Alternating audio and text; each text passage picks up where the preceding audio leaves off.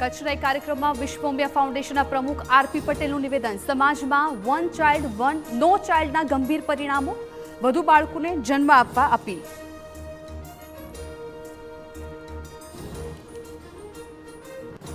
Ahmedabad riverfront પર શરૂ કરેલા પ્રોજેક્ટનો ફિયાસ્કો, મોટાભાગના પ્રોજેક્ટ બંધ હોવાને મામલે રિવરફ્રન્ટની બોર્ડ બેઠકમાં ઉગ્ર રજૂઆત.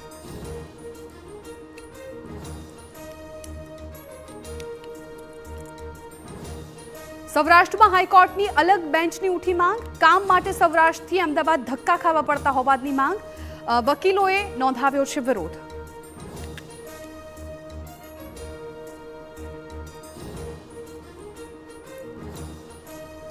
શ્રાવણમાં જુગારના અડ્ડા ઉપર પોલીસની તવાઈ, અંકલેશ્વરના પાનોલી જેડીસી બાદ દરોડા પાડતા 9ની ધરપકડ. પંચમહાલના દોલતપરામાં જુગાર રમતા 22 શખ્સ ઝડપાયા.